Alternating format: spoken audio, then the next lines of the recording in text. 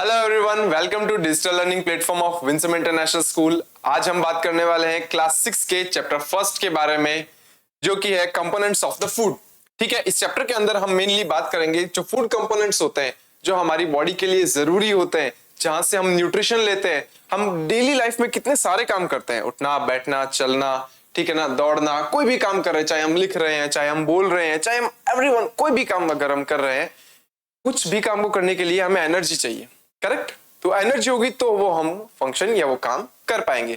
अगर हमारे पास एनर्जी नहीं होगी तो बॉडी की फंक्शनिंग ढंग से नहीं होगी। तो एनर्जी के लिए हम क्या करते हैं, हम बाहर से फूड इंटेक करते हैं। करेक्ट? फूड इंटेक करते हैं और वो फूड जो होता है वो हमारी बॉडी को क्या करता है, एनर्जी देने का काम करता है। तो वो जो फूड है वो हमारी बॉडी में जा करके कैसे काम करता है, कैसे एनर्जी देता है, ठीक है, ये सारी प्रोसेस तो हायर क्लासेस में पढ़ाई जाती है। इस चैप्टर के अंदर हम ये पढ़ेंगे कि तो वो फूड कंपोनेंट्स कौन कौन से होते हैं जो हम एनर्जी के लिए इंटेक करते हैं। सिर्फ एक ही फूड कंपोनेंट हम रोज रोज नहीं खाते, हम और बहुत अलग अलग फूड कंपोनेंट्स खाते हैं। क्यों? क्योंकि अलग अलग फूड कंपोनेंट्स में अलग अलग इंग्रेडिएंट्स होते हैं और वो सारे इंग्रेडिएंट्स जो होते हैं वो हमारी बॉडी के लिए जरूरी होते हैं। इसीलिए हमें सारा फूड जो है, अलग अलग तरह का फूड जिसमें हमारे लिए जो भी जरूरी इंग्रेडिएंट्स हो वो लेने जरूरी होते हैं। ठीक है, हमें वो लेना जरूरी होता है। तो हम इस चैप्टर में वो इंग्रेडिएंट्स के बारे में भी बात करेंगे। फिर हम बात करेंगे बैलेंस्ड डाइट के बारे में, कि सारे के सारे इंग्रेडिएंट्स जो होते हैं वो हमारी बॉडी के लिए एक जैसे नहीं, उनकी रिक्वायरमेंट एक जैसी नहीं होती है हमारी बॉडी को। कुछ इंग्रेडिएंट्स जो होते हैं वो हमारी बॉडी को ज्यादा चाहिए होते हैं, कुछ इंग्रेडिएंट्स जो होते हैं वो कम चाहिए होते हैं। तो हमें क्या करना होता है, जो चीज ज्यादा चाहिए उसे हम ज्यादा अमाउंट में खाते हैं, जो चीज कम चाहिए उसे हम कम अमाउंट में लेते हैं। ठीक है, उसको हम बोलते हैं बैलेंस्ड डाइट। बैलेंस डाइट के अंदर हम ये डिसाइड करते हैं कि क्या चीज ज्यादा चाहिए, क्या चीज कम चाहिए, उस हिसाब से हम जो है वो हमारा फूड है या जो डाइट है वो डिसाइड करते हैं। तो ये सारी चीजें जो है वो हम आज इस चैप्टर के अंदर डिस्कस करने वाले हैं। ठीक है, देखिए चलिए, चैप्टर नंबर फर्स्ट है क्लास 6 का। सबसे पहले मैं बात करता हूं न्यूट्रिएंट्स की। न्यूट्रिएंट्स क्या होता है?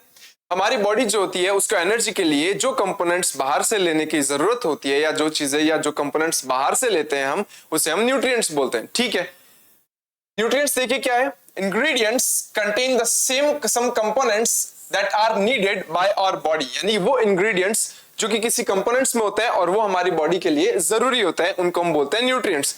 These components are called nutrients. Okay, the major nutrients in our food are named. जो major nutrients होते हैं हमारे फूड के अंदर वो कौन कौन से होते हैं? देखिए, number first then carbohydrates, number second is protein, third is a fat, और स्मॉल अमाउंट में चाहिए होते हैं vitamins and minerals. Carbohydrates, protein and fats जो होते हैं वो हमें या हमारी बॉडी को कंपैरेटिवली ज्यादा चाहिए होते हैं। तो इनको हमें ना मैक्रो न्यूट्रिएंट्स भी बोल सकते हैं। मैक्रो का मतलब होता है जो ज्यादा चाहिए होता है, ठीक है ना। और विटामिन्स और मिनरल्स जो होते हैं वो हमारी बॉडी को कंपैरेटिवली बहुत कम मात्रा में चाहिए होते हैं, क्योंकि इनकी रिक्वायरमेंट इतनी होती है। ठीक है, इतनी ज्यादा रिक्वायरमेंट होती नहीं है इनकी, तो इनको हम माइक्रो न्यूट्रिएंट्स भी कह सकते हैं। करेक्ट, आगे चलिए। In addition food contains dietary fibres and water which are also needed by our body. यानी कि इसके अलावा कुछ डाइटरी फाइबर्स होते हैं, ठीक है, और वाटर जो होता है वो बहुत जरूरी होता है, क्योंकि वाटर जो होता है वो हमारी बॉडी के अंदर डाइजेशन में हेल्प करता है। ठीक है, क्योंकि हमारी बॉडी के अंदर जितने भी डाइजेस्टिव एंजाइम्स होते हैं, आपको पता है हमारी बॉडी जो होती है ना, उसके अंदर जब हम फूड खाते हैं तो उसके बाद कुछ डाइजेस्टिव एंजाइम्स होते हैं जो हमारे फूड मटेरियल को डाइजेस्ट करने का काम करते हैं। ठीक है ना, तो वो फूड मटेरियल को डाइजेस्ट करने के लिए जो एंजाइम होते हैं वो एंजाइम्स वाटर की प्रेजेंस में ही काम करते हैं। ठीक है ना, तो पानी जो होता है वो एक बहुत बड़ा रोल प्ले करता है हमारे फूड को डाइजेस्ट करने के लिए। तो वाटर तो नो डाउट बहुत जरूरी है। ठीक है, इसके अलावा जो डाइटरी फाइबर्स होते हैं, डाइटरी फाइबर्स जो होते हैं वो एक बहुत बड़ा कंपोनेंट होता है जो हम फूड खाते हैं उसका। ये डाइटरी फाइबर्स कुछ ऐसे फाइबर्स होते हैं जो हमारे सैलेड्स जो होते हैं, यानी सलाद जो होते हैं उसके अंदर प्रेजेंट होते हैं। ये खुद तो डाइजेस्ट नहीं होते, ये जो डाइटरी फाइबर्स होते हैं ये खुद डाइजेस्ट नहीं होते, लेकिन ये हमारी बॉडी के अंदर से जो भी वेस्ट मटेरियल होता है उसको बाहर निकालने में हेल्प करते हैं। तो जैसे क्या होता है, जैसे कोई फाइबर है, ये छोटे छोटे फाइबर्स होते हैं, ठीक है, जब ये हमारी इंटेस्टाइन्स वगैरह जो होती है वहां से होकर के निकलते हैं, तो जो भी जमा हुआ, जो भी ऐसे लगता है ना कि जो भी जमा हुआ वेस्ट प्रोडक्ट जो होता है ये उसको अपने साथ लेके चलते हैं। ठीक है, तो ये जो फाइबर्स होते हैं वो हमारे इंटेस्टाइन्स जो होती है उनको साफ कर देते हैं। जब वो फाइबर्स हमारे इंटेस्टाइन से होकर के निकलते हैं तो जो वेस्ट मटेरियल जमा हुआ होता है ना उसको भी अपने साथ ले जाते हैं, तो हमारी इंटेस्टाइन्स साफ हो जाती है। तो ये फाइबर्स जो होते हैं वो हमारी बॉडी के अंदर जरूरी होते हैं कुछ वेस्ट मटेरियल्स को रिमूव करने के लिए। हाँ, हालांकि ये डाइजेस्ट नहीं होते, ये अनडाइजेस्टेड फूड के तौर पर हमारी बॉडी से बाहर निकल जाते हैं, ठीक है ना, लेकिन ये हमारे इंटेस्टाइन्स को साफ कर देते हैं। तो इसलिए जो डाइटरी फाइबर्स जो होते हैं वो भी जरूरी होते हैं। चलिए आगे देखते हैं। और meals usually have at least one item is made of same kind of grain, यानी कि ये बोलता है हमारी मील्स के अंदर जो होता है एटलीस्ट एक आइटम ऐसा जरूर होता है जो एक ग्रेन से बना होता है। ग्रेन का मतलब होता है अनाज, ठीक है ना, चावल, गेहूं, ठीक है ना, ये सारे जो होते हैं वो अनाज होते हैं, उनसे बना होता है, कम से कम एक तो होता ही है, ठीक है। Then other items is could be a dal और a dish of a meat and vegetables. कम से कम एक कंपोनेंट जो होता है वो ग्रेन से मिलके बना होता है, या वो चावल हो सकती है या वो रोटी हो सकती है, ठीक है ना, रोटी गेहूं की हो सकती है, ठीक है ना, बाजरा जो होता है उसकी हो सकती है, मक्के की हो सकती है, मेज की हो सकती है ना। तो एक ना एक कंपोनेंट ऐसा जरूर होता है जो कि मिल के बना होता है किसी ग्रेन से। और दूसरा कंपोनेंट क्या हो सकता है सर? वो दाल हो सकती है, करेक्ट।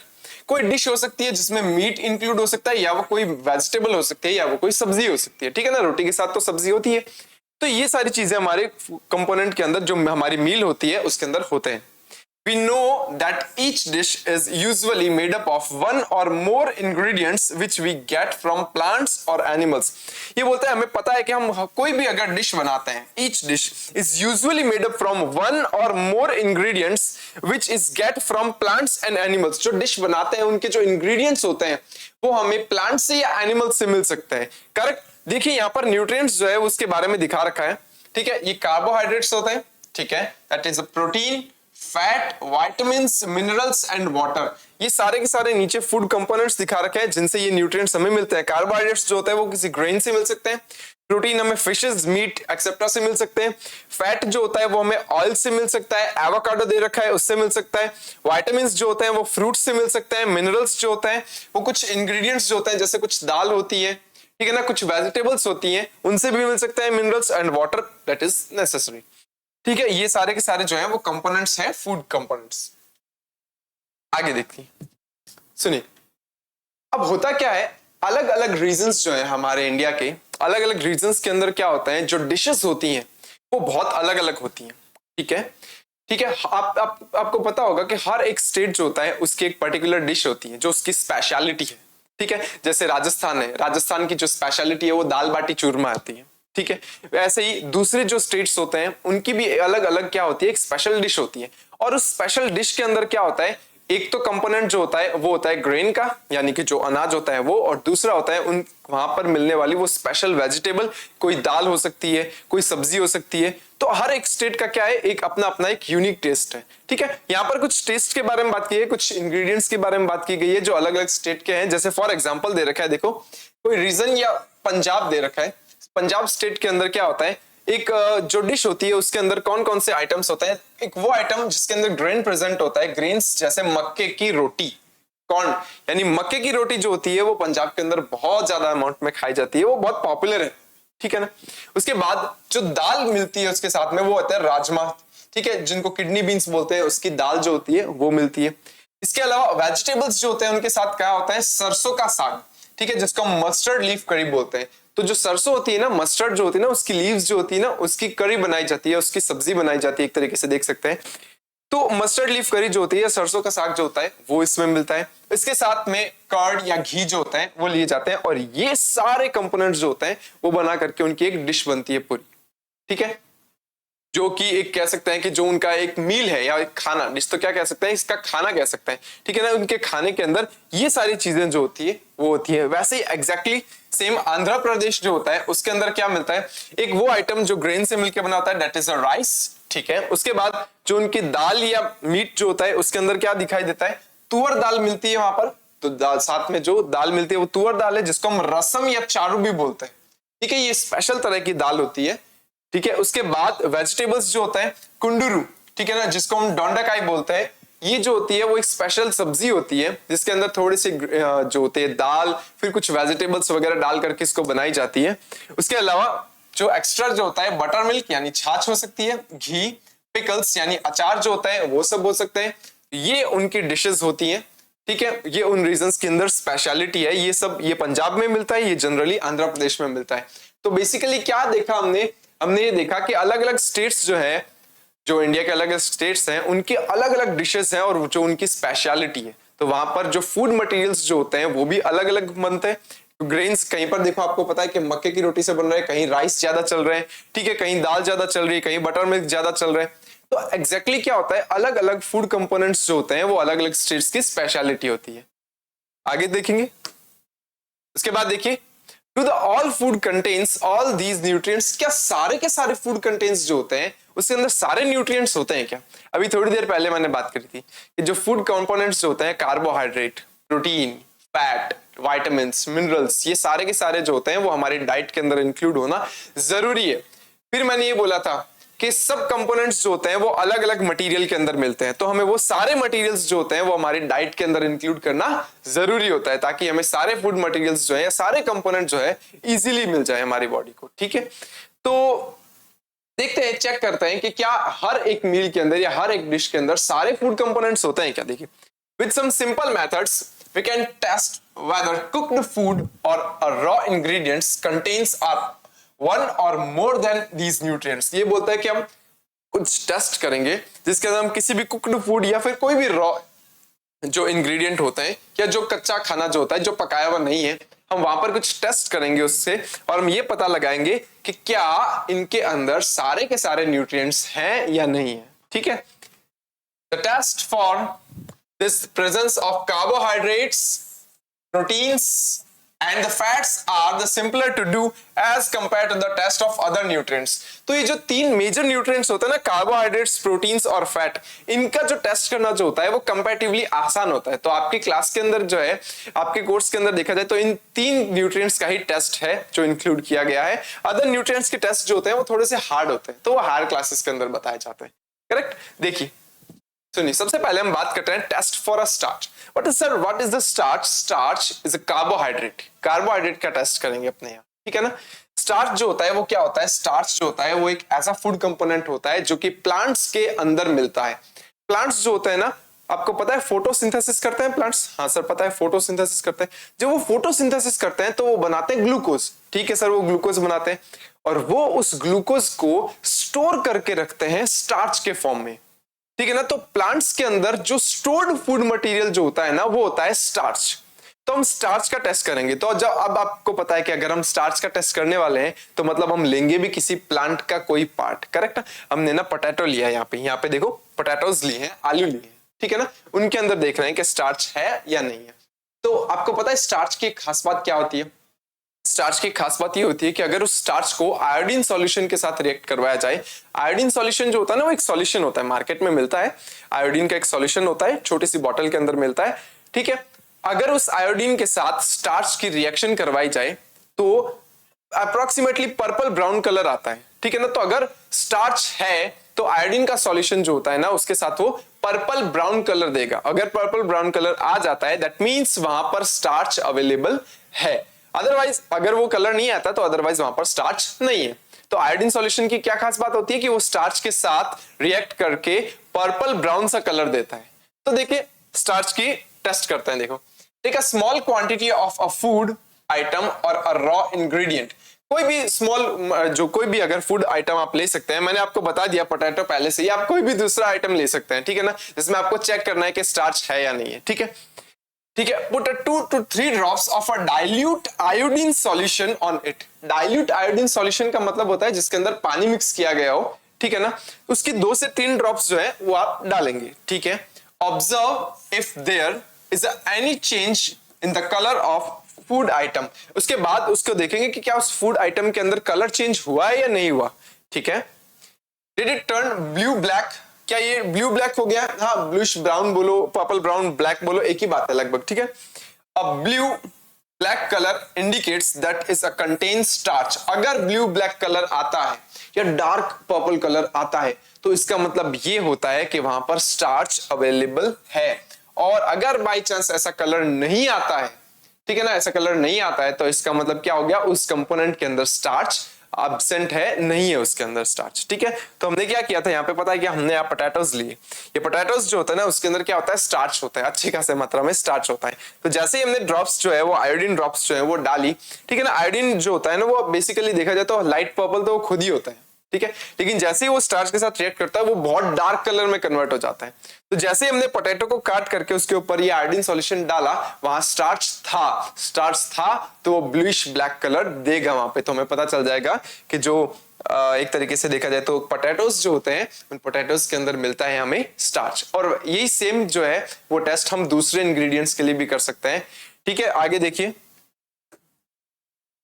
टेस्ट फॉर प्रोटीन का टेस्ट देखते हैं। Take a small quantity of a food item for testing. कोई भी फूड आइटम ले लो जो आपको प्रोटीन के लिए चाहिए। ठीक है, आपको ये देखना है कि इसके अंदर प्रोटीन है या नहीं है। If the food you want to test is a solid, you first need to make a powder. अगर आप कोई फूड कंपोनेंट ऐसा ले रहे हैं जो बहुत हार्ड है और सॉलिड है, तो आपको उसको क्रश करना पड़ेगा और उसका पाउडर बनाना पड़ेगा। फॉर एग्जाम्पल, आपने कोई दाल ली, दाल तो हार्ड होती है, ठीक है ना, तो आपको क्या करना पड़ेगा, दाल जो है उसको थोड़ा क्रश करना पड़ेगा और उसका पाउडर बनाना पड़ेगा। ठीक है सर। ग्राइंड और mash a small quantity of the food item. अब जो भी फूड आइटम लिया है वो थोड़ा सा लीजिए और उसको क्रश कर दीजिए या फिर ग्राइंड कर दीजिए। ठीक है, put some of this in a clean test tube. ठीक है, उसके बाद क्या कीजिए, उसको टेस्ट ट्यूब में डालिए। ठीक है, एक काम करते हैं, अपने यहाँ बना ही लेते हैं ना। मान लो एक टेस्ट ट्यूब थी, ठीक है सर, एक टेस्ट ट्यूब ले ली, उसके अंदर मैंने कुछ फूड आइटम लिया जो कि मैंने क्रश करके डाला था, ये लो डाल दिया। उसके अंदर हमने ये फूड आइटम जो है वो पाउडर बना करके डाल दिया। ठीक, उसके बाद जैसे जैसे ही कहते हैं वैसे करते रहेंगे। देखिए, add 10 drops of water into it. ठीक है, 10 ड्रॉप्स डाल देंगे वाटर की, ये डाल देंगे 10 ड्रॉप्स वाटर की। हमने वाटर डाल दिया 10 ड्रॉप्स। ठीक है सर, हो गया ये भी। ये क्या है, वाटर। उसके बाद क्या करेंगे, देखिए, and shake the test tube. और टेस्ट ट्यूब को क्या करेंगे, शेक करेंगे ताकि वाटर और जो भी फूड मटेरियल जो हमने पाउडर फॉर्म में लिया है वो मिक्स हो जाए। उसके बाद now using a dropper and add 2 drops of a solution of copper sulphate. Copper sulphate का सॉल्यूशन लेंगे और कॉपर सल्फेट का सॉल्यूशन जो है उसकी 2 ड्रॉप्स जो है वो हम उस टेस्ट ट्यूब में डालेंगे। And the 10 drops of the solution of caustic soda to the test tube. उसके बाद 2 तरीके की चीजें करेंगे। क्या करेंगे, सबसे पहले ड्रॉपर से हमने 2 ड्रॉप्स डाली कॉपर सल्फेट की and then the 10 drops of the solution of caustic soda. तो यहां पर क्या करेंगे, ड्रॉपर से डाल दिया हमने कॉपर सल्फेट का सॉल्यूशन डाल दिया। ठीक है, उसके बाद मान लीजिए हमने डाला, ये रेड पेन से बता दो, कास्टिक सोडा सॉल्यूशन जो है वो हमने डाल दिया। ठीक है, उसके बाद हम थोड़ा सा हल्का सा शेक करेंगे, ऐसे नहीं कि अंगुली से टच करके, क्योंकि ये जो कास्टिक सोडा जो होता है ना, कास्टिक सोडा हमारी स्किन को हार्म पहुंचा सकता है, ठीक है, नुकसान पहुंचा सकता है। तो इसको जनरली हिलाएंगे, ऐसे यू ऊपर जो है वो अंगुली रख के फिर जोर से नहीं हिलाएंगे इसको, ठीक है ना। उसके बाद देखेंगे इसका कलर। देखिए, let us the test tube stand for a few minutes. उसके बाद क्या करेंगे, टेस्ट ट्यूब जो है उसको थोड़ी देर के लिए या कुछ मिनट्स के लिए रख देंगे। व्हाट डू यू सी, आपने क्या देखा, did the contents of the test tube turn violet. क्या वो वॉयलेट में कन्वर्ट हुआ या नहीं हुआ वो जो सॉल्यूशन था। A violet color indicates the presence of a protein in the food item. अगर बाई चांस उस फूड आइटम के अंदर जो हमने सॉल्यूशन डाला है उसका कलर वॉयलेट आ जाता है, अगर ये दोनों सॉल्यूशन डालने पर, कॉपर सल्फेट और कास्टिक सोडा डालने पर उसका कलर अगर वॉयलेट आता है, इसका मतलब वहां पर प्रोटीन प्रेजेंट है। और अगर नहीं आता है तो प्रोटीन इज एब्सेंट। ठीक है, देखिए यहां दिखा रखा है, ये रहा, ये कास्टिक सोडा लिया, कॉपर सल्फेट का सॉल्यूशन लिया, ड्रॉपर की हेल्प से हमने इन दोनों को डाला। अगर बाय चांस इसका कलर वॉयलेट हो गया, that means there are protein present in such ingredients. जो भी हमने इंग्रेडिएंट लिया है उसके अंदर प्रोटीन प्रेजेंट है। और अगर बाय चांस ऐसा कलर नहीं आता है violet, that means the protein is absent, no protein. ये होता है प्रोटीन टेस्ट, करेक्ट। उसके बाद अभी क्या देखा, अभी हमने देखा कार्बोहाइड्रेट टेस्ट। कार्बोहाइड्रेट टेस्ट में हम क्या लेते हैं, आयोडीन सॉल्यूशन लेते हैं, करेक्ट। आयोडीन सॉल्यूशन लेकर के उसको किसी भी इंग्रेडिएंट पे डालते हैं, अगर ब्लू ब्लैक कलर आता है that is a starch present, और अगर नहीं आता दैट मींस इज एब्सेंट। उसके बाद हमने देखा प्रोटीन टेस्ट देखा। प्रोटीन टेस्ट में क्या करेंगे, कोई भी फूड मटेरियल जिसके अंदर हमें प्रोटीन जो की प्रेजेंस देखनी है उसको थोड़ा सा क्रश करेंगे, अगर वो सॉलिड फॉर्म में है तो। उसको क्रश करने के बाद क्या करेंगे, इसको क्रश करने के बाद आपको टेस्ट ट्यूब मिलेंगे, थोड़ा सा वाटर डालेंगे, उसके बाद क्या करेंगे, कॉपर सल्फेट का सॉल्यूशन और कास्टिक सोडा का जो सॉल्यूशन होता है वो डालेंगे और देखेंगे कि अगर वॉयलेट कलर आता है देन प्रोटीन इज प्रेजेंट, और अगर वॉयलेट कलर नहीं आता then protein is absent in this ingredient. Correct. उसके बाद लास्ट का देखेंगे, टेस्ट फॉर फैट। फैट जो होता है चिकनाई, घी, तेल, ये सारी चीजें जो होती है ना वो होता है फैट। ठीक है ना, ठीक है ना, ये सारी चीजें जो होती है फैट होती है। ऑयल से मिलता है, घी, बटर, ये सब चीजें जो होती है वो फैट का सोर्स है। Take a small quantity of food item, आप कोई भी फूड आइटम ले लो, wrap it in a piece of paper and crush it. ठीक है, आप उसको पेपर में फोल्ड कीजिए उसके बीच में और उसको क्रश कर दीजिए। ठीक है, take care that the paper does not tear, और ऐसे आपको क्रश करना है कि पेपर जो है वो फटे नहीं। कैसे? ठीक है, आपने कोई भी पेपर लिया, ये पेपर लिया, उस पेपर को फोल्ड करके आपको उसके अंदर क्या करना है, उस इंग्रेडिएंट को क्रश करना है। जैसे मान लो यहां पर कोई भी फूड आइटम लिया था, आपको उसको पेपर को फोल्ड करना है और उसके अंदर उसको क्रश करना है। ठीक है, ये ध्यान रखना है कि ये जो पेपर है ये फटे ना, टीयर ना, पेपर फटे ना। ठीक है sir. Now straighten that the paper and observe it carefully. उसके बाद पेपर को सीधा कीजिए और उसके बाद उस पेपर को केयरफुली ऑब्जर्व कीजिए। Does it have an oily patches, क्या उसके ऊपर क्या कुछ ऑयल के पैचेस आ सकते हैं, ऑयल के धब्बे आ सकते हैं? क्यों? क्योंकि अगर हमने किसी चीज को पेपर के अंदर क्रश किया तो जो ऑयल होता है या कोई भी फैट मटेरियल जो होता है वो पेपर एब्जॉर्ब कर लेता है। ठीक है, तो क्या आपको उसके ऊपर ऑयल के पैचेस दिखे? अगर उसमें ऑयल होगा तो हो सकता है वहां पर ऑयली पैचेस दिखे। ठीक है, and oily patch on paper shows that this food item contains a fat. ये बहुत इजी है, अगर वहां पर ऑयल जो होता है या तेल जो होता है उसके छोटे छोटे पैचेस या धब्बे दिखते हैं, इसका मतलब उस मटेरियल के अंदर क्या है, ऑयल है। ठीक है, द फूड आइटम्स में sometimes contain a little water. हो सकता है इस फूड आइटम के अंदर कभी कभी लिटिल वाटर हो, तो आपको शुरुआत में जो पैचेस दिख रहे हो ना, जरूरी नहीं है कि वो ऑयल के हो, वो वाटर के पैचेस भी हो सकते हैं। तो इसके लिए हम क्या करते हैं पता है क्या, उसको थोड़ा सुखा लेते हैं। जब सुखा लेते हैं तो अगर वाटर होगा ना तो वो उड़ जाएगा, उसका वेपर बन जाएगा और वो उड़ जाएगा। लेकिन अगर ऑयल होगा तो वो सुखाने के बाद भी वहीं रहेगा, है ना। देखिए, therefore after you have rubbed the item on a paper, let the paper dry for a while. ठीक है, उसके बाद क्या हो सकता है, उसके बाद थोड़ी देर के लिए वो पेपर को ड्राई करेंगे हम। If there were any water that may have come from food it would dry up and after some time. सही है, उसके बाद क्या होगा, इसके बाद अगर वाटर होगा तो ये वाटर आइटम जो होता है वो पेपर बन के उड़ जाएगा। ठीक है, और पीछे क्या रह जाएगा, पीछे रह जाएगा सिर्फ ऑयल अगर होगा तो। If no oily patch shows up after that the food item does not contain any fat. अगर बाई चांस वहां पर वो सारे पैचेस जो शुरू शुरू में बने थे अगर वो वाटर के होंगे तो सारे ड्राई अप होकर के उड़ जाएंगे, वाटर तो सारा उड़ जाएगा। अगर कोई ऑयली पैचअप दिखा या नहीं दिखा, पहले ये देख लेते हैं, अगर कोई ऑयली पैचअप नहीं दिखा, ठीक है, तो वो पैचेस जो थे वो वाटर के थे और वो वाटर उड़ गया। लेकिन अभी तक भी कुछ पैचेस जो हैं वो दिख रहे हैं, इसका मतलब क्या है, वो पैचेस ऑयल के हैं और उस फूड मटेरियल के अंदर ऑयल कंटेंट है। ठीक है ना, फैट है। देखिए आगे चलते हैं। इसके बाद देखिए कुछ फूड आइटम्स यहां दे रखे और उन फूड आइटम्स के अंदर कौन कौन सी चीजें प्रेजेंट होती है, कौन कौन से न्यूट्रिएंट्स प्रेजेंट होते हैं उसकी बात करते हैं। एक ही फूड आइटम में कई बार एक से ज्यादा न्यूट्रिएंट्स अवेलेबल हो भी सकते हैं और नहीं भी। ठीक है, तो इससे क्लियर होगा। देखना, देखो यहां पर ऊपर दे रखा है फूड आइटम, फिर पहले दे रखा है कि स्टार्च अगर हो तो उसके नीचे यस लगाएंगे, प्रोटीन अगर प्रेजेंट है तो उसके नीचे वहां यस लगाएंगे और फैट अगर प्रेजेंट है तो उसके नीचे यहां यस लगाएंगे। ठीक है, उसके बाद हम बात करते हैं रॉ पोटैटो। रॉ पोटैटो जो होता है कच्चा आलू, उसके अंदर स्टार्च प्रेजेंट होता है, करेक्ट, यस, लेकिन उसके अंदर प्रोटीन और फैट जो होता है वो एब्सेंट होते हैं, तो यहां पर हम कुछ भी नहीं लिखेंगे। ठीक है, number second that is a milk. Milk जो होता है क्या उसके अंदर स्टार्च प्रेजेंट होता है? नो, वहां पर प्रोटीन प्रेजेंट होता है। इसीलिए हम बोलते हैं ना दूध पियो, दूध पीने से प्रोटीन मिलता है। तो दूध में क्या होता है, प्रोटीन होता है। ठीक है, और उसके अंदर फैट प्रेजेंट हो सकता है, थोड़े से अमाउंट में होता है। ठीक है, इसके बाद third groundnut. Groundnut जो होता है उसके अंदर स्टार्च नो बहुत कम प्रेजेंट होता है, प्रोटीन भी कम होता है। ठीक है, हो सकता है, लेकिन सबसे ज्यादा जो होता है ना वो होता है फैट। फैट कंपोनेंट जो होता है वो सबसे ज्यादा होता है। ठीक है, उसके बाद फोर्थ अनकुक्ड पाउडर्ड राइस, यानी कि बिना बिना पका हुआ चावल का जो एक तरीके से कह सकते हैं पाउडर, ठीक है ना। अगर चावल का पाउडर बना लेते हैं हम, कच्चे चावल का पाउडर बना लेते हैं, उसमें क्या क्या प्रेजेंट होता है, उसमें मेनली प्रेजेंट होता है स्टार्च, ठीक है ना। देन प्रोटीन एंड फैट बहुत स्मॉल अमाउंट में होता है और ना के बराबर होते हैं। उसके बाद नंबर 5 कुक्ड राइस।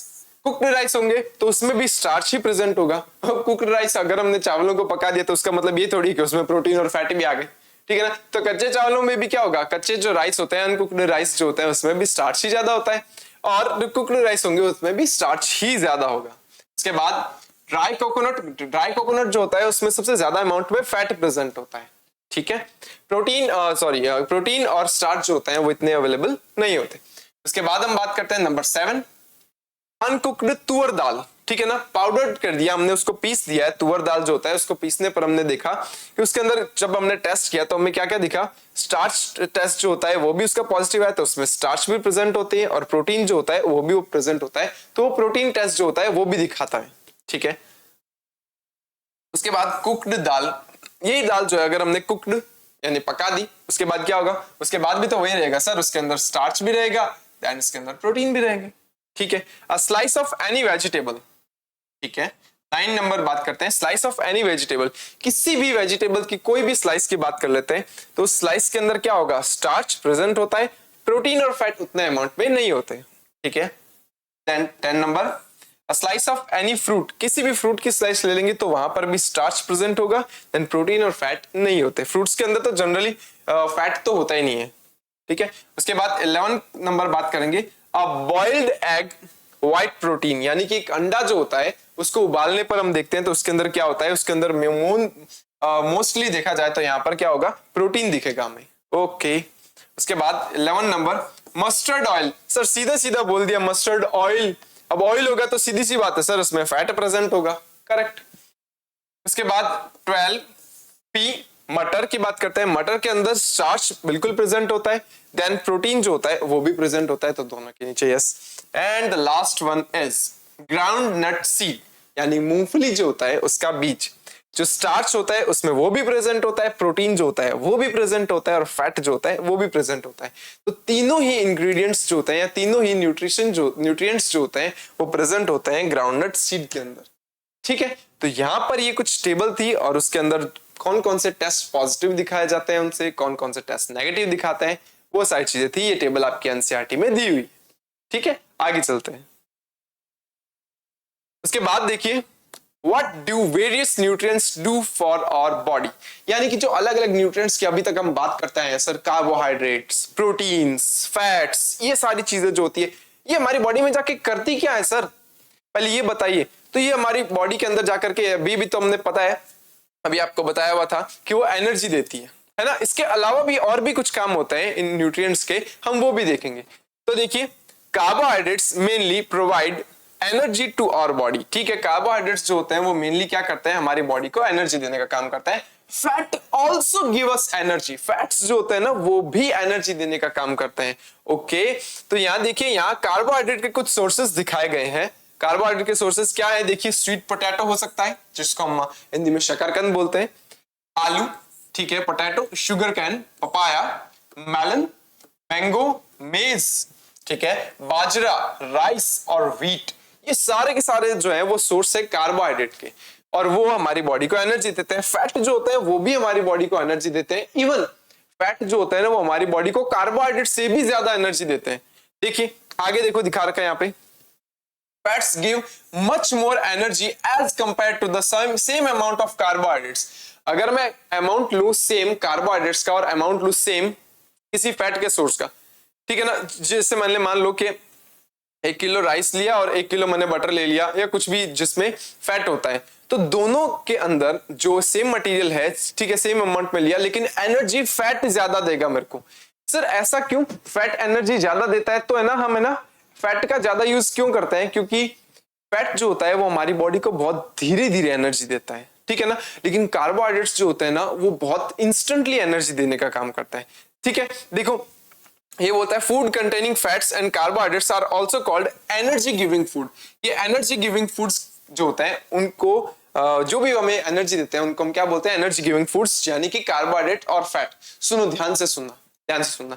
सर अब ये भी आपने बताया कि जो कार्बोहाइड्रेट होते हैं और जो फैट होता है उनमें से फैट ज्यादा एनर्जी देता है हमारी बॉडी को, ठीक है, और कार्बोहाइड्रेट जो होता है वो थोड़ी सी कम देता है। तो हम फैट का यूज ज्यादा क्यों नहीं करते? आपको पता है फैट जो होता है वो बहुत स्लोली एनर्जी देता है, बहुत स्लो एनर्जी देता है, वो इंस्टेंट एनर्जी नहीं दे पाता। हाँ, माना वो ज्यादा एनर्जी देता है, लेकिन इंस्टेंट एनर्जी हमें कार्बोहाइड्रेट ही देगा, ठीक है ना। आपको पता है, आपने ना बहुत बार टीवी में ऐड देखा होगा, ग्लूकॉन डी का ऐड देखा होगा, है ना, ग्लूकॉन डी इंस्टेंट एनर्जी दे। हम उसमें बताते हैं ना, उसमें वो लड़का जो होता है फटाफट ग्लूकोन पीता है, ग्लूकॉन डी पीता है और उसको फटाफट से एनर्जी आ जाती है। क्यों? वो ग्लूकोज जो है, ठीक है ना, ग्लूकॉन डी में क्या होता है, ग्लूकोज होता है, और वो ग्लूकोज इंस्टेंट एनर्जी देता है हमारी बॉडी को। जब एनर्जी की सबसे जल्दी रिक्वायरमेंट होती है तब देता है। फैट बहुत टाइम लगाता है, तब तक तो काम हो जाना चाहिए, है ना। इतना धीरे धीरे अगर कोई एनर्जी देगा तो क्या फायदा? भले ही आप ज्यादा एनर्जी दे रहे हो, लेकिन जब जरूरत है तब उस टाइम पे दो ना। तो उस टाइम पे एनर्जी देता है कार्बोहाइड्रेट, इसीलिए हम कार्बोहाइड्रेट का ज्यादा यूज करते हैं एनर्जी के लिए, ठीक है ना। फैट इज कंपैरेटिवली थोड़ा कम यूज करते हैं। क्यों यूज करते हैं? क्योंकि सर वो स्लो एनर्जी देता है हमें, ठीक है। तो यहाँ पर कुछ देखिए कंपोनेंट्स दिखाए गए हैं जिनसे हमें फैट मिलता है, दैट इज ग्राउंड नट्स, ठीक है, तिल, ठीक है, नट्स जो होते हैं, ड्राई फ्रूट्स जो होते हैं, वो जो ऑयल्स होते हैं, सनफ्लावर ऑयल हो गया, कोकोनट ऑयल हो गया, सोयाबीन ऑयल, मस्टर्ड ऑयल, ये हो गए। इसके अलावा जो मीट होते हैं वो फिशेस, ठीक है, एग्स जो होते हैं ये जनरली इनके अंदर क्या होता है, बटर, ठीक है, इनके अंदर बटर हो गया, घी हो गया, मिल्क हो गया, इनके अंदर क्या होता है, थोड़ा सा प्रोटीन भी होता है और फैट भी होता है, ठीक है। आगे चलेंगे, उसके बाद देखिए, proteins are needed for the growth and repair to our body. हम बात की थी एनर्जी के लिए, हमने बात की, तो एनर्जी जो होता है वो कौन देता है? दो कंपोनेंट्स देते हैं सर, कार्बोहाइड्रेट एंड फैट। लेकिन प्रोटीन्स जो होता है, वो प्रोटीन क्या काम करता है? प्रोटीन हमारी बॉडी के अंदर ग्रोथ करवाता है, और हमारी बॉडी के अंदर कहीं पर भी अगर टिश्यू डैमेज हो चुके हैं, मान लो हमारी बॉडी के अंदर जो सेल्स होती हैं वो कहीं डैमेज हो गई हैं, तो वहां पर रिपेयरिंग का काम जो होता है वो करता है प्रोटीन, ठीक है ना। उसके बाद foods proteins are often called body building foods. आपको पता है जो फूड जो होते हैं जिनसे प्रोटीन मिलता है, उन फूड मटेरियल्स को हम बॉडी बिल्डिंग मटेरियल्स बोलते हैं। बॉडी बिल्डिंग का मतलब क्या होता है? जो बॉडी बिल्डर्स खाते हैं, ठीक है ना। पता है क्या क्या करता है? प्रोटीन्स जो होता है वो हमारी मसल्स गेन करवाने में हेल्प करता है। तो जो बहुत ज्यादा जिम करते हैं ना, जो लोग बहुत ज्यादा जिम जाते हैं, ठीक है ना, तो वो प्रोटीन का पाउडर भी लेते हैं, वो प्रोटीन का पाउडर भी लेते हैं बाहर से, ताकि उनकी मसल्स वसल्स जो होते हैं ना वो बहुत ज्यादा बढ़िया बन जाए, ठीक है ना, एकदम फुली हुई से बन जाए, जिसको हम बोलते हैं डोले शोले बन गए एकदम बढ़िया से, ठीक है ना। तो ये प्रोटीन्स जो होते हैं वो क्या करते हैं? बॉडी का फॉर्मेशन करवाने में, बॉडी के अंदर जो मसल्स होती हैं उनका गेन करवाने में हेल्प करते हैं, ठीक है। इसीलिए हम क्या बोलते हैं? इनको बॉडी बिल्डिंग फूड्स बोलते हैं। बॉडी बिल्डर खाते हैं, ठीक है ना। बॉडी बिल्डर जो होता है वो एक्स्ट्रा और खाते हैं, और वो जो होता है अपनी डाइट के अंदर, जो बॉडी बिल्डर्स होते हैं ना, अपनी डाइट के अंदर जो बहुत ज्यादा अमाउंट जिसका प्रोटीन का होता है, मतलब वो वाला डाइट जो होते हैं वो लेते हैं, जिसमें पनीर हो गया। देखिए अलग अलग सोर्सेज होता है, देखिए ग्राम यानी चना, मूंग, ठीक है, दालें, बीन्स, सोयाबीन्स, ठीक है, पीस, मटर्स, इन सबसे क्या मिलता है? प्रोटीन मिलता है। तो वो बॉडी बिल्डर्स जो होते हैं ना, वो इन मटेरियल्स को अपनी डाइट में ज्यादा से ज्यादा शामिल करते हैं, ताकि उनकी बॉडी को नेचुरल प्रोटीन्स मिले, ठीक है। उसके बाद मीट हो गया, फिशेस हो गई, एग्स हो गए, मिल्क हो गए, ये जो होते हैं ना, इनसे भी हमें प्रोटीन अच्छे खासे अमाउंट में मिलता है, ठीक है। तो ये वेजिटेरियंस जो होते हैं वो ये सब खाते हैं प्रोटीन लेने के लिए, और जो नॉन वेजिटेरियंस होते हैं वो ये सब ले सकते हैं, मीट खा सकते हैं, वो फिशेस खा सकते हैं, वो एग्स खा सकते हैं, ठीक है। मिल्क तो खैर दोनों लोग भी पीते हैं। उसके बाद देखिए आगे विटामिन्स की बात करते हैं। विटामिन्स जो होते हैं वो क्या होते हैं? विटामिन्स जो होते हैं वो ऐसे मटेरियल्स होते हैं या ऐसे न्यूट्रिएंट्स होते हैं जो हमारी बॉडी को बहुत स्मॉल अमाउंट में चाहिए होते हैं, ज्यादा नहीं चाहिए, थोड़े थोड़े चाहिए, ठीक है, थोड़े अमाउंट में। Vitamins helps in protecting our body against diseases. तो विटामिन्स जो होते हैं वो हमारी बॉडी को डिजीज के अगेंस्ट फाइट करने में हेल्प करते हैं, या उनसे प्रोटेक्ट करने में हेल्प करते हैं। जो डिजीज कॉजिंग एजेंट्स जो होते हैं ना, बाहर से अगर कोई भी बैक्टीरिया, वायरस जो हो गया, अगर वो हमारी बॉडी के अंदर आता है, ये या इसके अलावा इनकी कमी जो होती है, कई बार इनकी कमी जो होती है, एक तरीके से देखा जाए तो बॉडी के अंदर ये जो विटामिन्स होते हैं इनकी कमी से कई डिजीज हो जाती हैं, ठीक है। आगे बताऊंगा भी। Vitamins also helps to keeping our eyes, bones, teeth and gums healthy. यानी विटामिन्स जो होते हैं वो हमारी बॉडी के अंदर आईज को, बोन्स, टीथ और गम्स जो होते हैं उनको हेल्दी रखने में भी हेल्प करते हैं। Vitamins are of different kinds known by different names. अलग अलग तरह के विटामिन्स जो होते हैं वो अलग अलग तरह के नाम से जाने जाते हैं, उनके नाम भी अलग अलग दे दिए गए हैं। Some of these are vitamin A, vitamin C, vitamin D, vitamin E and K also.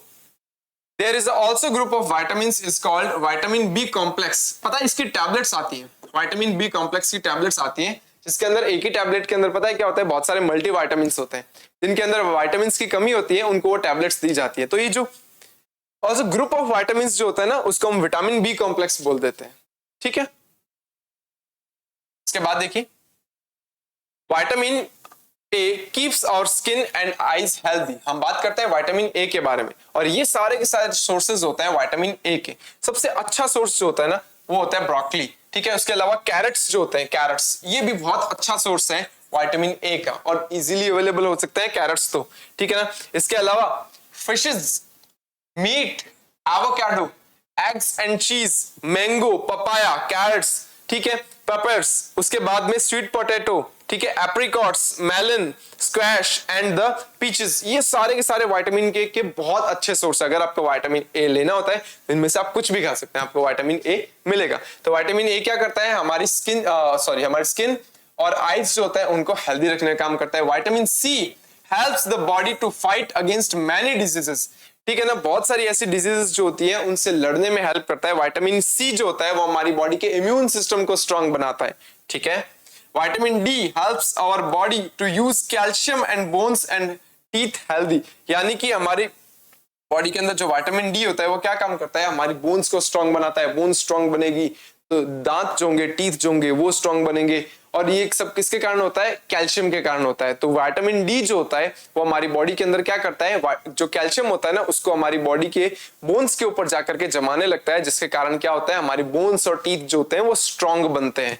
तो ये सारे सोर्सेस हो सकते हैं इन सब अलग अलग विटामिन के। ठीक है, मेनली बताया था कैरेट्स, ब्रोकली, ठीक है, ये विटामिन ए के लिए होता है। ठीक है, ब्रोकली जो होते हैं विटामिन ए और सी दोनों के लिए हो सकता है। ठीक है, मैंगोज जो होता है वो विटामिन सी के लिए हो सकता है। ठीक है सर, ये जो विटामिन डी जो होता है ये किससे मिलता है, विटामिन डी जो होता है वो हमारी बॉडी में जनरेट हो सकता है। पता है, एक ऐसा विटामिन जो हमारी बॉडी में जनरेट हो सकता है, और वो किसकी प्रेजेंस में जनरेट होता है, पता है क्या, सनलाइट। ठीक है ना, हम बोलते हैं कि हम धूप में बैठना चाहिए, विटामिन डी मिलता है। वास्तव में विटामिन डी मिलता नहीं है, धूप जो होते हैं ना उसके अंदर क्या होता है, हमारी बॉडी की स्किन के अंदर क्या होता है, विटामिन डी सिंथेसाइज हो सकता है, बन सकता है। इसका मतलब ये नहीं है कि आप दोपहर के 2 बजे धूप में जाके खड़े हो गए, सर विटामिन डी ले रहे, नहीं। जो सुबह की जो धूप होती है ना, सुबह 7 बजे से लेकर के 6-7 बजे से लेकर के 9-10 बजे तक की जो धूप होती है, that is good for vitamin D synthesis. ठीक है ना, तो विटामिन डी जो होता है वो हमारी बॉडी के अंदर बनाया जाता है at the presence of sunlight. ठीक है, आगे देखिए मिनरल्स क्या होता है। मिनरल्स जो होते हैं वो कुछ ऐसे कंपोनेंट्स होते हैं जो हमारी बॉडी के अंदर स्पेशल काम करते हैं। For example calcium. Sir calcium जो होता है वो हमारी बोन्स जो होता है उनको स्ट्रांग बनाता है, correct. Calcium is a mineral, calcium जो है वो एक मिनरल है। ऐसे ही अलग अलग मिनरल्स होते हैं। आयरन हो गया जिसको हम Fe बोलते हैं, कैल्शियम Ca, पोटेशियम, ठीक है, आयोडीन, मैग्नीशियम, फास्फोरस, ये सब अलग अलग मिनरल्स होते हैं जिनका सबका अलग अलग काम होता है हमारी बॉडी के अंदर। ठीक है, और उसके सोर्सेज भी अलग अलग हो सकते हैं। Minerals are needed by our body in small amounts, यानी मिनरल्स जो होते हैं वो हमारी बॉडी को बहुत स्मॉल अमाउंट में चाहिए होते हैं। Each one is essential for proper growth of the body and to maintain our good health, correct. Most food items usually have more than one nutrient. बहुत सारे ऐसे जो होते हैं वो फूड आइटम्स जो होते हैं जिसमें एक से ज्यादा, ठीक है ना, न्यूट्रिएंट्स हो सकते हैं, या एक से ज्यादा बोल सकते हैं मिनरल्स भी हो सकते हैं। ठीक है ना, ठीक है, जैसे फॉर एग्जांपल एक आधा मैं एग्जांपल बता भी देता हूँ। जैसे देखो आयरन है, आयरन का सोर्स हो सकता है, देखो लिवर हो सकता है, एग्स हो सकते हैं, ठीक है। कैल्शियम का सोर्स हो सकता है, फिशेस हो सकती है, चीज हो सकते हैं, मिल्क हो सकते हैं। पोटेशियम का सोर्स हो सकता है, क्यूकम्बर हो गया, बनाना हो गया, ठीक है, कद्दू हो गया, एप्पल हो गए, ये सारे हो गए। ठीक है, तो ये अलग अलग सोर्सेज होते हैं अलग अलग न्यूट्रिएंट्स के लिए, ठीक है, अलग अलग मिनरल्स के लिए। सर न्यूट्रिएंट्स तो क्या, minerals. One a particular nutrient may be present in a much larger quantity than others. यहाँ ये जरूरी नहीं है कि सारे के सारे न्यूट्रिएंट्स जो होते हैं वो सेम अमाउंट में ही हो सकता है एक न्यूट्रिएंट कोई ज्यादा हो जाए और दूसरा न्यूट्रिएंट जो है वो एज कंपैरेटिवली कम हो, ठीक है। For example rice has more carbohydrate than other nutrients, यानी कि राइस जो होता है उसके अंदर सबसे ज्यादा अमाउंट होता है कार्बोहाइड्रेट का, और बाकी तो बहुत ही थोड़े होते हैं और ना के बराबर होते हैं, ठीक है। Thus we can say that rice is a carbohydrate rich source of food. तो जो न्यूट्रिएंट मेजर अमाउंट में है हम उसको उसी के नाम से जानते हैं। तो अगर राइस के अंदर कार्बोहाइड्रेट सबसे ज्यादा है तो मैं बोलूंगा राइस जो है वो कार्बोहाइड्रेट रिच फूड में आएगा, ठीक है ना। तो ये ऐसे बोला जाता है। सेम एज अगर किसी में प्रोटीन ज्यादा है तो वो प्रोटीन रिच न्यूट्रिएंट में आएगा, ठीक है, प्रोटीन रिच फूड में आएगा। तो ये देखा जाता है न्यूट्रिएंट्स भले ही एक से ज्यादा हो लेकिन न्यूट्रिएंट्स जो होते हैं उसमें मेजर न्यूट्रिएंट कौन सा है, ठीक है ना, हम उसको उसके नाम से जानते हैं। आगे चलते हैं। उसके बाद बात करते हैं डाइटरी फाइबर्स। डाइटरी फाइबर्स को मैंने इस चैप्टर के स्टार्ट में बताया था। मैंने कहा था ये कुछ ऐसे फाइबर्स होते हैं जो खुद तो डाइजेस्ट नहीं होते लेकिन हमारे इंटेस्टाइन्स जो होते हैं उनको क्लीन अप करने में हेल्प करते हैं और हमारी बॉडी के अंदर जो भी वेस्ट प्रोडक्ट या जमा हुआ प्रोडक्ट जो होता है उसको वो साथ में बाहर ले जाते हैं, ठीक है। बिसाइड्स दीज न्यूट्रिएंट्स और body needs dietary fibres and water, ठीक है। उसके बाद बोलता है कि न्यूट्रिएंट्स जो होता है इसके अलावा कुछ डाइटरी फाइबर्स और वाटर जो होता है वो भी हमारी बॉडी के लिए जरूरी होता है। Dietary fibres are also known as roughage, इनको हम ना रफेज भी बोल सकते हैं। Dietary fibres are also called roughage, ठीक है। Roughage is mainly provided by plants products in our foods. Generally क्या होता है, रफेज प्रोवाइड किए जाते हैं प्लांट्स और उसके कुछ प्रोडक्ट्स जो हम खाते हैं उनसे रफेज मिलते हैं। फॉर एग्जाम्पल हम है ना पत्तेदार सब्जियां खाते हैं ना, पत्तेदार सब्जियां, ठीक है ना, ठीक है ना, जैसे हो गया स्पिनिच, पालक हो गया, ठीक है, कोरिएंडर, हरा धनिया जो होता है वो हो गया। तो ये क्या होता है, ये जो और सैलड्स जो भी होते हैं उनसे हमें रफेज ज्यादा मिलता है, ठीक है, उनमें फाइबर्स ज्यादा होते हैं और वो फाइबर्स हमारे बॉडी के अंदर जाकर के उसको क्लीन अप करने में हेल्प करते हैं हमारे इंटेस्टाइन्स को। होल ग्रेन्स एंड पल्सेस, ठीक है, बहुत सारी दालें, अनाज जो होते हैं वो, पोटैटोज, ठीक है, fresh fruits and vegetables are the main source of roughage. तो ये सारे इंग्रेडिएंट्स जो होते हैं ये हमारी बॉडी के अंदर रफेज के मेन सोर्स हैं। Roughage does not provide any nutrients. Roughage जो होता है वो हमारी बॉडी के अंदर न्यूट्रिएंट जो है वो न्यूट्रिशन जो है वो प्रोवाइड नहीं करवाता। क्यों नहीं करवाता, ये डाइजेस्ट ही नहीं होता। जब ये डाइजेस्ट ही नहीं होगा तो क्या न्यूट्रिशन देगा, ये तो जैसा बॉडी में गया वैसे ही वो अनडाइजेस्टेड फूड के फॉर्म में बॉडी से बाहर निकल जाता है हमारे स्टूल के साथ, ठीक है ना। To our body but is an essential component of our food and adds to its bulk। यानी कि रफेज जो होता है वो हमारी बॉडी को कोई न्यूट्रिएंट नहीं देता है लेकिन ये हमारी बॉडी के लिए जरूरी है, ठीक है, और फूड के साथ लिया जाता है, बल्क में लिया जाता है, ठीक है। It helps to our body get rid of undigested food. ये हमारी बॉडी के अंदर अनडाइजेस्टेड फूड जो है उसको बाहर निकालने में क्या करता है, हेल्प करता है। सर ये ऐसा क्यों होता है, क्यों हमारी बॉडी जो है उसमें वो अनडाइजेस्टेड फूड के फॉर्म में रहता है। एक्चुअली क्या होता है, जो रफेज होता है ना, ये जो फाइबर्स होते हैं ये फाइबर्स बने होते हैं एक कॉम्प्लेक्स कार्बोहाइड्रेट के। एक कॉम्प्लेक्स कार्बोहाइड्रेट होता है जिसको हम बोलते हैं सेल्यूलोज। सेल्यूलोज जो होता है ना उसके डाइजेशन के लिए हमारी बॉडी के अंदर कोई भी मेथड नहीं है। तो इसका मतलब मैं ये कह सकता हूं कि सेल्यूलोज जो होता है वो हमारी बॉडी में डाइजेस्ट होता ही नहीं है। अब अगर सेल्यूलोज डाइजेस्ट होगा ही नहीं तो सेल्यूलोज हमारी बॉडी से जैसा है वैसे ही बाहर निकल जाएगा। इसलिए जो रफेज होते हैं ये सेल्यूलोजिक फाइबर्स होते हैं जो हमारी बॉडी में डाइजेस्ट नहीं होते, तो अनडाइजेस्टेड फूड के तौर पे ये बाहर निकल जाते हैं। इसके बाद देखिए नेक्स्ट, देखिए water helps our body to absorb nutrients from food. Water जो होता है मैंने शुरू में बताया था, वाटर पहली बात तो हमारी फूड के अंदर डाइजेशन में हेल्प करता है, प्लस वाटर जो होता है वो हेल्प करता है हमारी बॉडी के अंदर न्यूट्रिएंट्स को एब्सॉर्ब करने में। तो हमारा जो डाइजेस्टिव सिस्टम होता है वहां पर फूड डाइजेशन के बाद उस फूड को एब्सॉर्ब भी किया जाता है ताकि हमारी बॉडी जो है वो उस फूड से न्यूट्रिशन ले सके या एनर्जी ले सके। तो वाटर जो होता है वो एब्सॉर्प्शन ऑफ फूड या एब्सॉर्प्शन ऑफ न्यूट्रिएंट्स उसमें हेल्प करता है। It also helps in throwing out some waste from the body as urine and sweat। हाँ, जो पानी जो होता है वो उसमें भी हेल्प करता है कि हमारी बॉडी के अंदर अगर कुछ वेस्ट मटेरियल है जो यूरिन के थ्रू निकल जाए। तो यूरिन में क्या होता है, बहुत सारा अमाउंट जो होता है वो वाटर का ही तो होता है। तो वाटर जो होता है वो यूरिन के थ्रू भी बाहर निकलता है और जब यूरिन बाहर निकलता है तो बहुत सारे वेस्ट प्रोडक्ट लेकर के भी बाहर निकलता है। सेम एज अगर हमारी बॉडी की स्किन के ऊपर स्वेट यानी पसीना निकल रहा है तो उसमें भी तो वाटर है। तो वाटर जो होता है वो कुछ वेस्ट प्रोडक्ट को लेकर के बाहर निकलता है एज अ स्वेट के फॉर्म में। तो वाटर जो होता है वो वेस्ट मटेरियल को भी हमारी बॉडी से बाहर निकालने में हेल्प करता है। उसके बाद देखिए normally we get most of the water that our body needs from the liquids we drink such as water, milk and tea. In addition, we add water to the most of the cooked foods. ये बोलता है normally हम क्या करते हैं, water जो होता है वो हम पीते हैं, इसके अलावा कुछ और लिक्विड जो हम पीते हैं वहां से भी हम वाटर जो होता है वो ले सकते हैं। जैसे वाटर हम पीते हैं तो मेनली सोर्स वाटर का क्या होगा, खुद वाटर हो गया। इसके अलावा और जो लिक्विड होता है, मिल्क और टी जो होता है वो भी हम पीते हैं, ठीक है। इसके अलावा ये बोलता है वाटर जो होता है वो हम ज्यादातर काम में लेते हैं, कहां पर, खाना पकाने के लिए काम में लेते हैं, ठीक है। इसके अलावा बैलेंस डाइट की बात करते हैं। मैंने चैप्टर की शुरुआत में कहा था, मैंने कहा था कि सारे न्यूट्रिएंट्स जो होते हैं वो हमारी बॉडी को सेम अमाउंट में नहीं चाहिए होते हैं। कुछ न्यूट्रिएंट्स ज्यादा चाहिए, कुछ न्यूट्रिएंट्स कम चाहिए।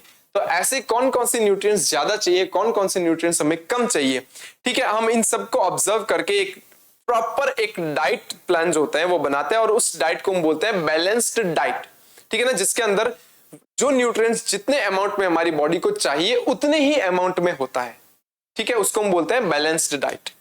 ये बोलता है for growth and maintenance of good health, ठीक है, यानी कि हमारी जो ग्रोथ है और हमारी जो बॉडी की मेंटेनेंस है, ताकि हमारी बॉडी की हेल्थ अच्छी बनी रहे, और diet should have all the nutrients that our body needs. तो क्या होना चाहिए, हमारे डाइट में वो सारे न्यूट्रिएंट्स होने चाहिए जो हमारी बॉडी को चाहिए। उसके बाद बोलता है इन राइट क्वांटिटीज, और ये भी राइट क्वांटिटीज में, जितना चाहिए उतना ही, ठीक है, not too much of the one and not too little of the other, ना कोई एक चीज बहुत ज्यादा, ना कोई एक चीज बहुत कम। The diet should also contain a good amount of roughage and water also, और उस डाइट के अंदर एक अच्छे अमाउंट में क्या होना चाहिए, रॉफेज भी होना चाहिए और वाटर भी होना चाहिए। That such a diet is called balanced diet. तो उस डाइट को क्या बोलते हैं, बैलेंस्ड डाइट कहते हैं। जो न्यूट्रिएंट जितने अमाउंट में हमारी बॉडी को चाहिए वो उतने ही अमाउंट में होना चाहिए। तो ऐसी डाइट जो होती है उसको हम बैलेंस्ड डाइट कहते हैं, ठीक है। We need for a balanced diet would depend on the amount of physical work that we do. हमारी बॉडी के अंदर बैलेंस डाइट चाहिए होती है, क्यों, क्योंकि हमारे जो बैलेंस डाइट में जो न्यूट्रिएंट होंगे वो हमारी बॉडी को एनर्जी देंगे, और एनर्जी देंगे तो हमारी बॉडी उससे काम करेगी, ठीक है। उसके बाद देखिए आगे, पल्सेस यानी दालें जितने भी होती हैं, ठीक है, ग्राउंड नट, मूंगफली, सोयाबीन, स्प्राउटेड सीड्स, मूंग, ठीक है, बंगाल ग्राम यानी चने की बात कर रहा है, ठीक है ना। Fermented foods just like a South Indian food such as idli, dosa, ये सारी चीजें। अ कॉम्बिनेशन ऑफ फ्लोर्स, आटा, फ्लोर्स का मतलब आटा, जैसे मिस्सी रोटी, ठीक है, thepla made up from the cereals, ये सब किससे बनते हैं, सीरियल्स यानी अनाज से बनते हैं, ठीक है। कुछ कई बार क्या होता है उनके अंदर दाल भी मिक्स कर देते हैं, ठीक है। बनाना, स्पिनच, सत्तू, जैगरी यानी गुड़। सत्तू जो होता है वो एक डिश होती है जो कि बनती है बेसन से, ठीक है ना, एक ट्रेडिशनल डिश होती है जो जो है बनाई जाती है कई जगहों पर, ठीक है। राजस्थान में भी ये काफी सारे फेमस है, एमपी मध्य प्रदेश जो होता है उसमें भी काफी फेमस है। ये एक स्वीट डिश होती है, ठीक है, जो हमारे जो दादी जी नानी जी हैं ये बहुत अच्छे जो है वो बहुत पहले बनाते थे। पानी आने लग गया मुंह से। क्या ये सत्तू जो होता है एक्चुअली बहुत स्वादिष्ट डिश होती है, मैंने भी खाई है, मेरी जो ग्रैंड मदर है वो भी इसको बनाते हैं, तो बहुत अच्छी डिश होती है। जैगरी, गुड़, अवेलेबल वेजिटेबल्स, ठीक है, and other such foods provide many nutrients. तो इतने सारे जो न्यूट्रिएंट्स जो होते हैं, इतने सारे फूड जो होते हैं, कंपोनेंट्स जो होते हैं, वो हमारी बॉडी को अलग अलग अमाउंट में न्यूट्रिएंट्स प्रोवाइड करवाते हैं, ठीक है। Eating the right kind of food is not enough, ठीक है। ये बोलता है eating the right kind of food, सही टाइप का फूड खाना इनफ नहीं है। It should be also be cooked properly, यानी कि उस फूड का प्रॉपरली पका हुआ भी होना चाहिए। ऐसा नहीं कि हम आधा कच्चा खाना खा रहे हैं, आधा कच्चा खाना खाएंगे तो वो भी हमारी बॉडी के लिए सही नहीं है, ठीक है ना, प्रॉपर न्यूट्रिएंट्स नहीं मिल पाएंगे। That is the nutrients are not lost, ठीक है। It should be also cooked properly so that its nutrients are not lost. और हमें हर फूड को इस तरह से पकाना होता है कि उसके न्यूट्रिएंट्स जो होते हैं वो लॉस ना कर जाए। कई बार क्या होता है, किसी फूड को ज्यादा पका दिया जाता है तो वहां से उसके न्यूट्रिएंट्स जो होते हैं वो लॉस हो जाते हैं। किसी फूड को कम पकाया हुआ होता है तो भी क्या होता है, उससे जो न्यूट्रिएंट्स जो होते हैं वो हमें प्रॉपर सही ढंग से मिल नहीं पाते। तो अगर जिस फूड को ज्यादा पकाना है उसको ज्यादा पकाना चाहिए, जिसको कम पकाने की जरूरत होती है उसको कम पकाएं, ठीक है। Are you aware that some nutrients get lost in the process of cooking and the preparation? ये बोलता है कि आपको पता है कि कोई चीज जब हम पकाते हैं तो उस दौरान उसके न्यूट्रिएंट्स जो होते हैं वो लॉस हो सकते हैं। देखो, अगर नहीं पता तो बताता हूं कैसे लॉस होते हैं, देखना ध्यान से। लॉस ऑफ न्यूट्रिएंट्स इसकी बात करेंगे कि अगर हमने क्या किया, सही ढंग से अगर उस फूड को नहीं पकाया तो वो न्यूट्रिशन नहीं दे पाएगा हमारी बॉडी को प्रॉपरली। इस कारण से उसको सही ढंग से पकाना जरूरी है।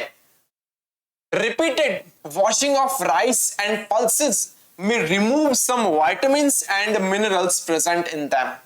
अगर हम चावल को या दालों को बार बार वॉश करते हैं ना पानी से, तो बहुत सारे विटामिन्स और मिनरल्स जो होते हैं वो रिमूव हो जाते हैं। वो जो पानी से जो हम धोते हैं और वो पानी जो होता है वो फिर हम निकाल देते हैं, हम फिर धोते हैं, फिर वो पानी निकाल देते हैं, तो उस पानी के साथ कुछ विटामिन्स और कुछ मिनरल्स जो होते हैं वो चले जाते हैं। तो उनके अंदर फिर क्या हो गया, विटामिन्स और मिनरल्स का अमाउंट कम हो गया। ठीक है। Cooking also results in the loss of certain nutrients. कुछ न्यूट्रिएंट्स जो होते हैं वो कुकिंग से भी लॉस हो सकते हैं। Many useful proteins and considerable amounts of minerals are lost if excess water is used during cooking and it is then throw away. ये बोलते हैं कई बार क्या होता है, कुछ प्रोटीन्स और कुछ considerable amount of minerals loss हो जाते हैं अगर बहुत ज्यादा पानी यूज किया गया है किसी चीज को पकाने के लिए। ठीक है। और उसके बाद उस ज्यादा पानी को बाहर निकाल देते हैं कि खाने में एक्स्ट्रा पानी है, चलो बाहर निकाल दो उसको। अरे उसके साथ बहुत सारे न्यूट्रिएंट्स चले गए, उसके साथ बहुत सारा जो है वो विटामिन्स जो होते हैं या प्रोटीन्स जो होते हैं वो चले गए। इसीलिए एक्सेस वाटर का यूज ना करें। एक्सेस वाटर का यूज करोगे फिर उस एक्सेस वाटर को बाहर और निकालोगे उससे, तो उसके साथ में बहुत सारे न्यूट्रिएंट्स चले जाते हैं। इसके बाद vitamin C gets easily destroyed by the heat during cooking. Vitamin C जो होता है वो इजीली डिस्ट्रॉय हो जाता है अगर हम उसको पका देते हैं तो। इसीलिए आपको पता है क्या, विटामिन सी के जो इंग्रेडिएंट्स होते हैं यानी फ्रूट जूसेस होते हैं, खट्टे फल वगैरह जो होते हैं उनसे विटामिन सी मिलता है। उनको पकाया नहीं जाता क्योंकि अगर उनको गर्म करेंगे पकाएंगे तो विटामिन सी डिस्ट्रॉय हो जाएगा उनका। ठीक है। Eat too much of fat rich food we may end up suffering from a condition called obesity. क्या होता है, एक तो अभी तक तो हमने पढ़ा कि सही अमाउंट में खाना खाना चाहिए, बैलेंस डाइट क्या होती है, लेकिन अगर खाना जरूरत से ज्यादा ही खाया जाता है, इतनी जरूरत ही नहीं है जितना हम खाना खाए जा रहे हैं, जैसे कि आजकल के सब बच्चे करते हैं। ठीक है ना, क्योंकि आजकल इतने सारी वैरायटीज अवेलेबल है खाने के लिए, mostly junk food, pizza, burger, chowmeins हो गए। ठीक है। इसके अलावा और बहुत सारी चीजें होती है जो कि मार्केट में अवेलेबल है। हम इधर उधर कहीं जाते हैं, वो देखा, अरे वाह बहुत बढ़िया मोमोज की खुशबू आ रही थी, बहुत बढ़िया चाउमीन की खुशबू आ रही है, बहुत बढ़िया पिज्जा की खुशबू, चलो खा लेते हैं। आपको भूख ही नहीं थी लेकिन आपका मन किया खाने के लिए तो आपने खा लिया।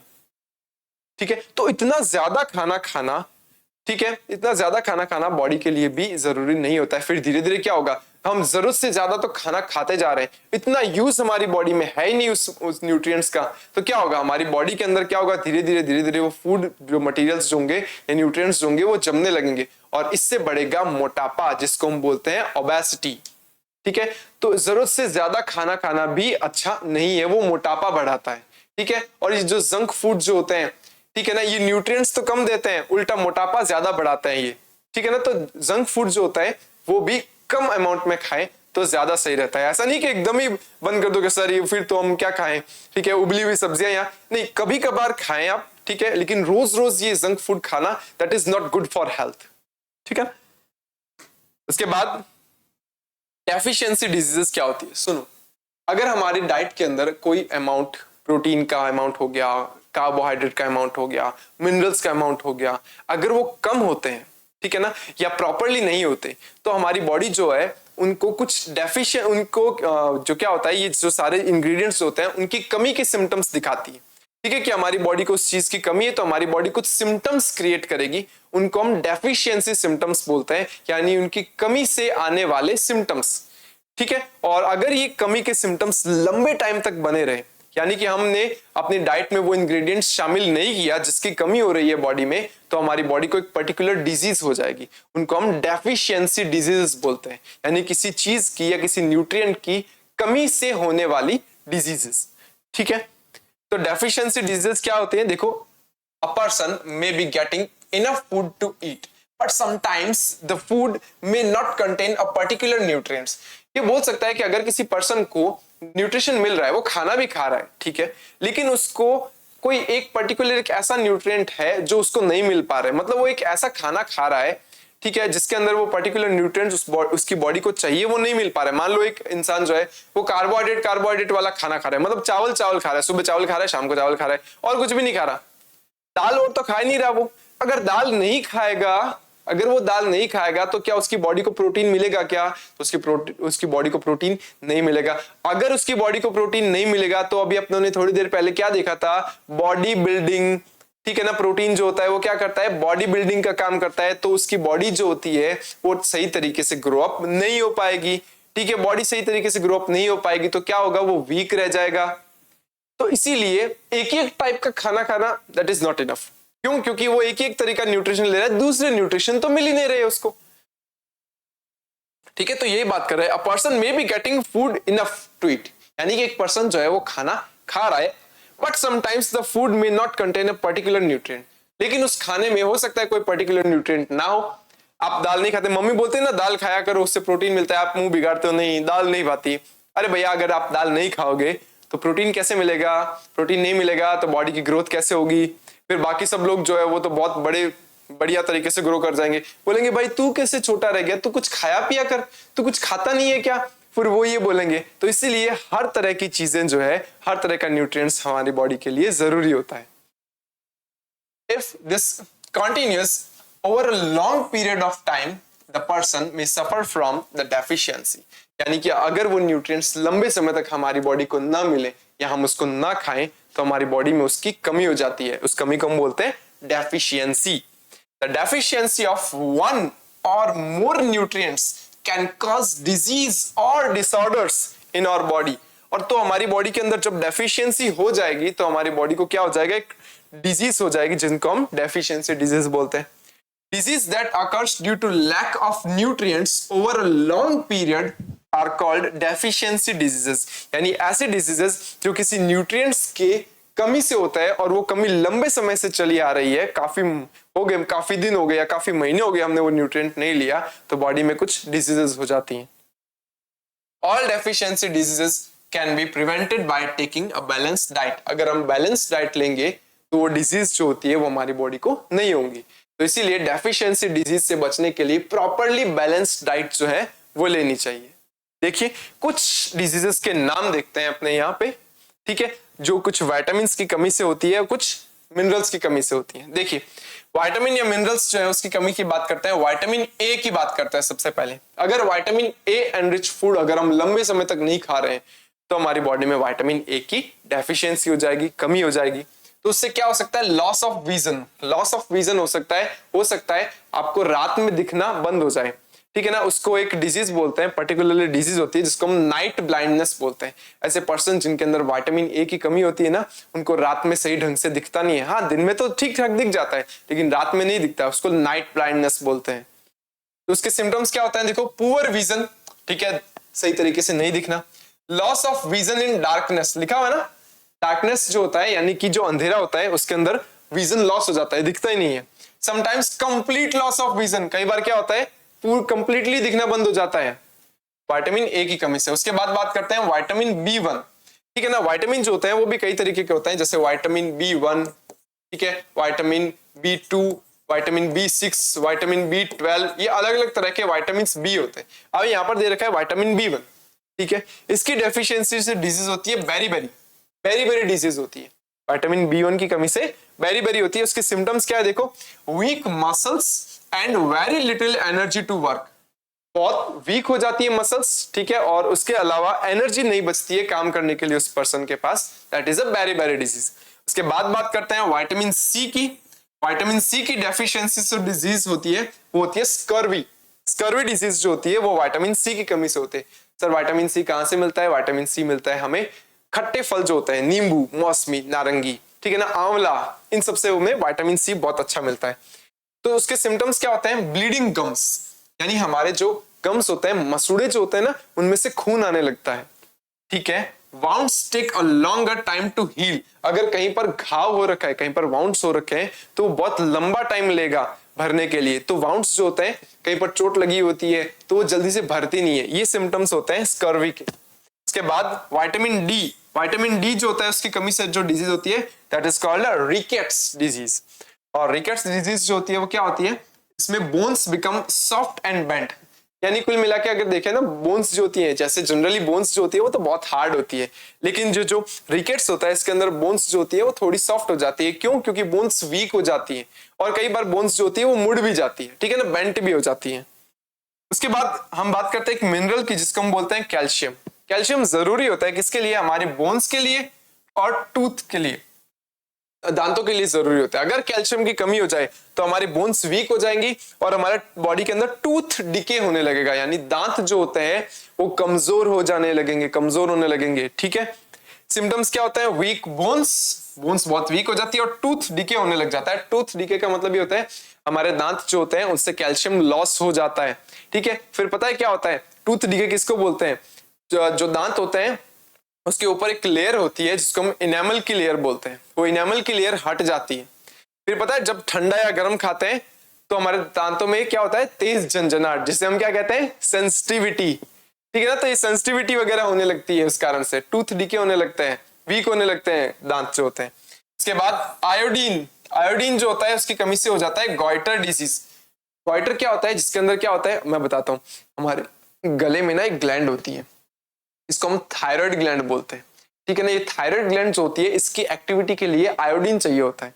सर आयोडीन कहाँ से मिलता है? आयोडीन हमें मिलता है नमक से, सॉल्ट से। आपने ना देखा होगा जब नमक की जो थैली होती है ना वो आती है ना, उसके ऊपर लिखा होता है आयोडाइज्ड सॉल्ट, ठीक है ना। तो आयोडाइज्ड सॉल्ट होता है, मतलब इसमें आयोडीन है, तो वहां से हमें आयोडीन मिलता है। तो अगर हमारी बॉडी को प्रॉपर्ली आयोडीन ना मिले तो गले में एक थायराइड ग्लैंड होती है, वो फूल जाती है, बड़ी हो जाती है फूल करके। जब ये ग्लैंड फूल करके बड़ी हो जाती है ना तो इस डिजीज को हम बोलते हैं गॉइटर। हाँ, उसके बाद आयोडीन अगर हम वापस से सही अमाउंट में लेने लगे तो ये गॉइटर जो होता है वो ठीक भी हो जाता है, लेकिन एक बार के लिए तो तकलीफ हो जाती है ना। देखिए, glands in the neck appear swollen. हाँ, गले के पास की जो ग्लैंड होती है जिसको थायराइड ग्लैंड बोलते हैं वो स्वेलअप हो जाती है, फूल जाती है। And mental disability in childrens also, mental disability हो जाती है चिल्ड्रंस के अंदर इसकी कमी से, ठीक है। उसके बाद आयरन, आयरन जो होता है उसकी कमी से क्या हो जाता है? एनीमिया हो जाता है, मतलब खून की कमी हो जाती है।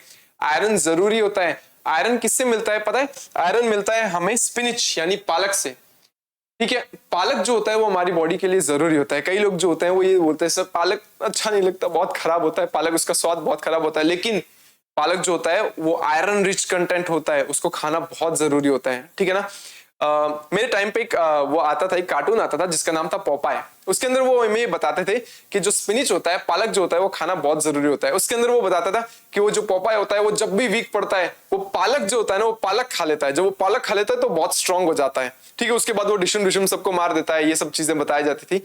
बट उन्होंने क्या सिखाया? उन्होंने सिखाया पालक खाना में, ठीक है ना। तो उसको देख देख करके क्या करते थे, हम भी पालक खाने लग गए थे। तो आयरन जो होता है वो जरूरी होता है, ठीक है। आयरन कहां से मिलता है? स्पिनिच यानी पालक से मिलता है। अगर उसकी कमी हो जाए तो एनीमिया हो जाता है। एनीमिया में क्या होता है? ब्लड जो होता है वो सही अमाउंट में हमारी बॉडी में बन नहीं पाता, खून की कमी बोलते हैं हम हिंदी में, ठीक है। और उससे क्या हो जाएगा? वीकनेस आ जाएगी, हमारी बॉडी की वीकनेस आ जाती है। तो ये टेबल थी जो कि कुछ मिनरल्स और कुछ विटामिन, उनकी डेफिशिएंसी और उसके सिम्टम्स जो है उसको दिखाने वाली थी। यहाँ हमारा जो चैप्टर फर्स्ट है वो कंप्लीट होता है। अगर आपको इस कंप्लीटली चैप्टर से रिलेटेड कहीं से भी अगर कोई भी डाउट्स है तो आप नीचे कमेंट सेक्शन में लिख सकते हैं, ठीक है। Thank you, keep learning and keep growing with Winsome international school.